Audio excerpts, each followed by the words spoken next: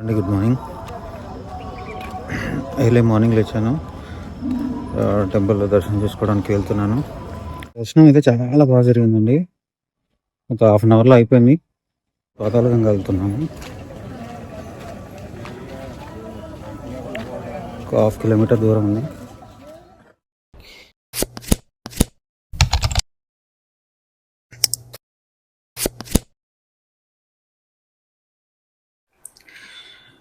అండి అందరికీ ఎలా ఉన్నారు?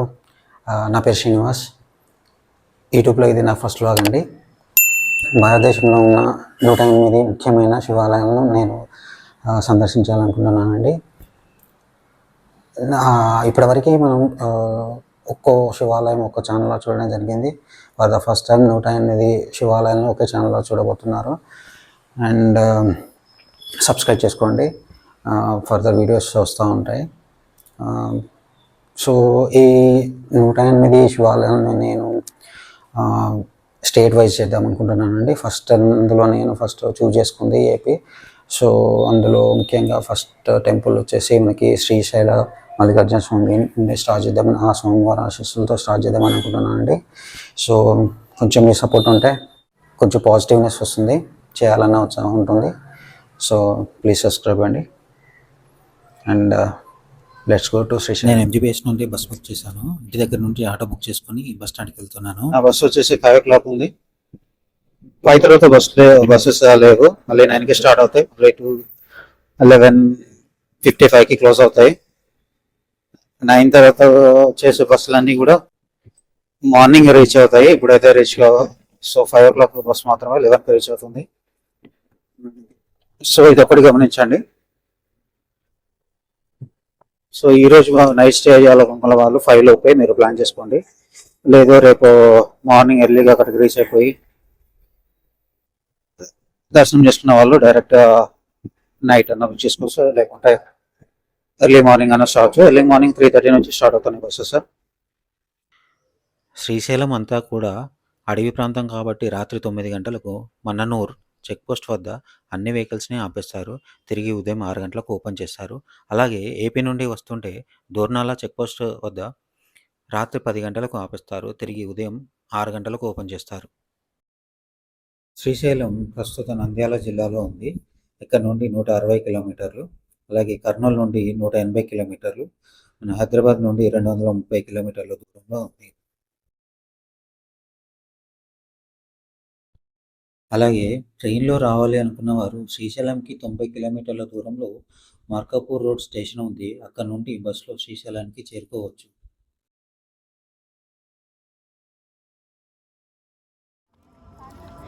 హలో అండి గుడ్ మార్నింగ్. ఎర్లీ మార్నింగ్ లేచాను. టెంపుల్లో దర్శనం చేసుకోవడానికి వెళ్తున్నాను. నైట్ వచ్చేసరికి చాలా లేట్ అయింది. వీడియో తీయలేకపోయాను. అరౌండ్ 11 o'clockకి శ్రీశైలంలో దిగాము. నైట్ చూపిద్దామన్నా ఏం కనిపించదు కాబట్టి ఏం చూపించలేదు. సో టెంపుల్ అయితే రీచ్ అయిపోయాను. దర్శనం చేసుకున్నాక మీకు మళ్ళీ కలుస్తాను.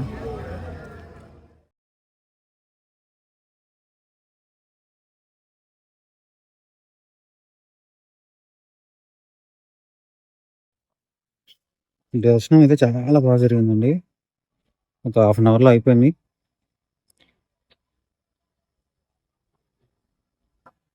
వీకెండ్ కాబట్టి చాలా రష్ ఉంటుంది అనుకున్నాను, కానీ ఇంతగా లేదు. ఒక హాఫ్ అన్ అవర్లో అయిపోయింది. ఇది టెంపుల్ యొక్క వ్యూ అండి.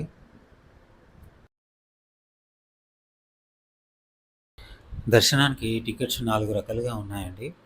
ఒకటి ఉచిత దర్శనం, శీఘ్ర దర్శనం 150 రూపాయలు, అతి శీఘ్ర దర్శనం 300 రూపాయలు, అలాగే విఐపి దర్శనం 500 రూపీస్ అండి. ఇది కాక స్పర్శ దర్శనం 500 టికెట్స్ కూడా ఉంటాయండి. అవి ఆన్లైన్లో తీసుకోవచ్చు, అలాగే గుడి దగ్గర కూడా ఇస్తారు. బెటర్ ఆన్లైన్లో తీసుకోండి. లింక్ డిస్క్రిప్షన్లో ఇస్తాను. స్పర్శ దర్శనంకి కంపల్సరీ మగవారైతే పంచ, ఆడవారైతే సారీ లేదా చుడిదార్లో ఉండాలండి. ఇక్కడ నుంచి పాతాళగంగ వెళ్తున్నాము. ఒక హాఫ్ కిలోమీటర్ దూరం ఉంది. శ్రీశైలం ప్రాముఖ్యత ఏంటంటే ద్వాదశ జ్యోతిర్లింగాల్లో రెండవ జ్యోతిర్లింగం. అలాగే అష్టాదశ శక్తిపీఠాల్లో 6వ శక్తిపీఠమైనటువంటి శ్రీ భ్రమరాంబ అమ్మవారి దేవాలయం రెండూ ఒకేసారి దర్శించుకోవచ్చు.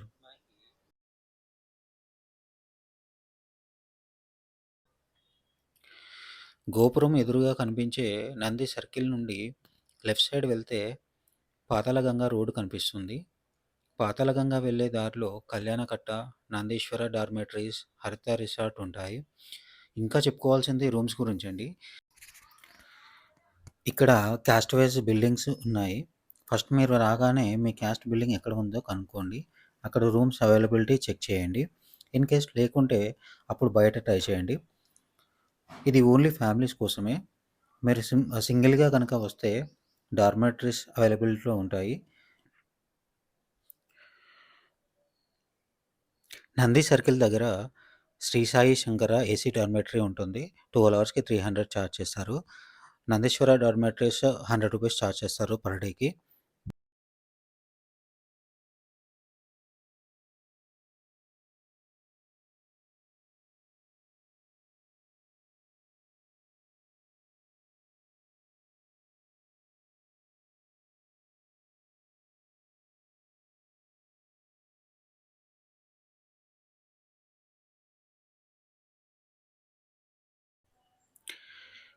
ఇది పాతాళగంగా మెట్ల మార్గము. సుమారుగా 700 మెట్లు ఉంటాయి. పాతాళగంగా మెట్ల మార్గం నుండి లెఫ్ట్ సైడ్ వెళ్తే అక్కడ రోప్‌వే వెళ్ళడానికి టికెట్స్ ఇచ్చే కౌంటర్ ఉంటుంది. అక్కడి నుండి కిందికి వెళ్ళడానికి మనకి రోప్‌వే సౌలభ్యం ఉంటుంది. పెద్దవాళ్ళకి రూ. 80, చిన్నవాళ్ళకి రూ. 60 అప్ అండ్ డౌన్ కలిపి తీసుకుంటారు.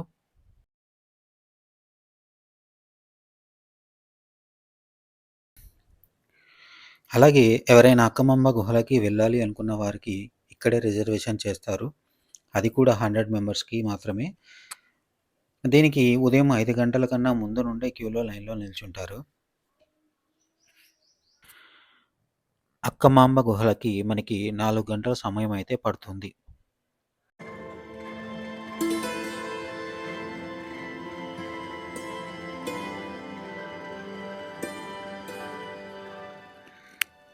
ఈ శ్రీశైలంకి వచ్చిన వాళ్ళు పాతాళగంగలో స్నానం చేసి వెళ్తారు. కుదరని వాళ్ళు కాళ్ళు చేతులు కడుక్కొని నెత్తిన నీళ్లు చల్లుకొని వెళ్తారు. శ్రీశైలంలో తప్పక చూడవలసిన ప్రదేశాల్లో ఈ పాతాళగంగ కూడా ఒకటి.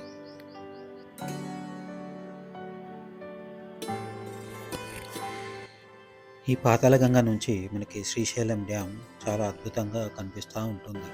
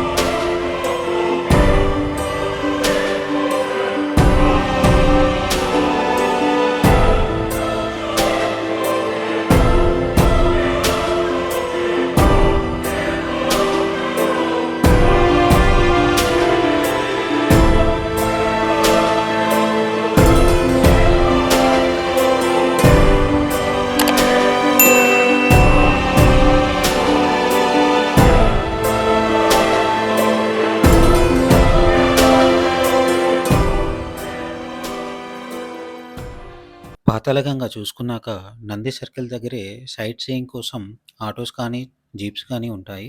ఒక పర్సన్‌కి రూ. 150 ఛార్జ్ చేస్తారు. 5 ముఖ్యమైన ప్రదేశాలు చూపిస్తారు. ఫస్ట్ సాక్షి గణపతి టెంపుల్ దగ్గరికి తీసుకెళ్తారు.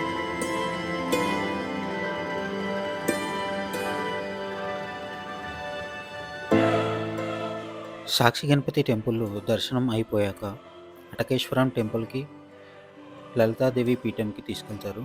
ఇవి 2 కూడా ఎదురెదురుగానే ఉంటాయి.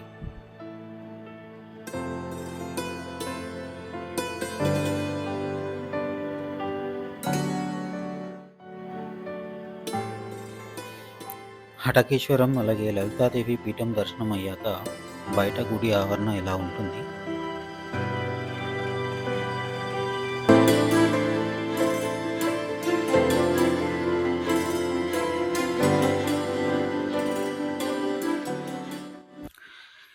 ఈ సైట్ సీయింగ్‌లో ఇప్పటికీ 3 టెంపుల్స్ అయితే చూసుకుంటాము. 4వ ప్రదేశము పాలధార, పంచదార.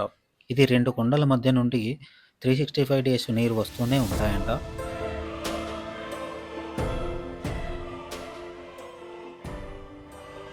ఇక్కడ ఉండే చెట్లు, అలాగే చుట్టూ ఉన్న ప్రదేశం కొన్ని కూడా మనకి చాలా ఆహ్లాదకరంగా.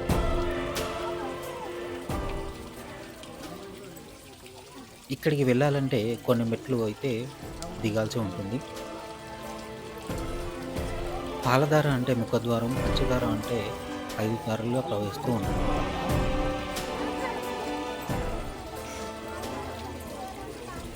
ఈ నీరు మనకి నిరంతరం ప్రవహిస్తూనే ఉంటుందంట.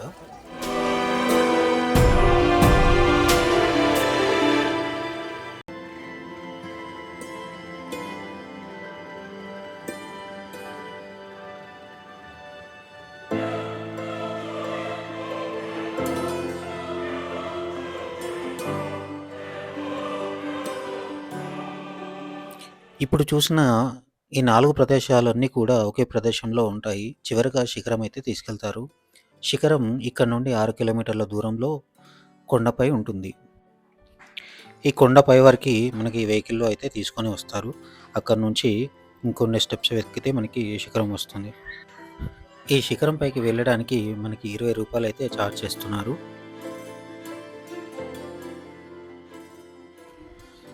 ఇలా స్టెప్స్ ద్వారా పైకెళ్ళాలి శిఖరం వైపు.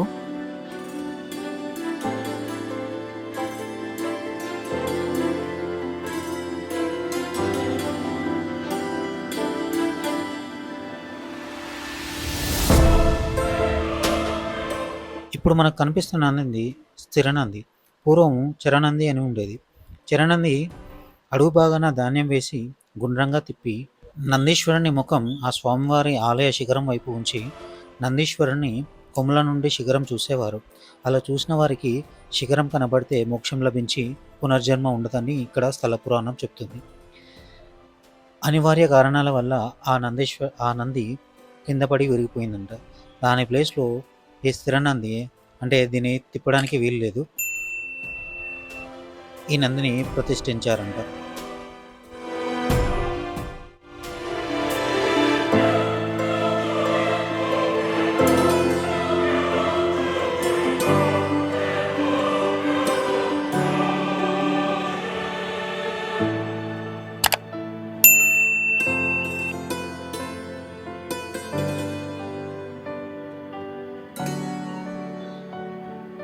శిఖర దర్శనం అయ్యాక ఆ నందీశ్వరుని కింద ఒక శివాలయం ఉంటుంది. ఆ శివుడిని దర్శించుకున్నాక తిరిగి మనము ఎక్కడైతే స్టార్ట్ అయ్యామో అక్కడ మనల్ని డ్రాప్ చేస్తారు.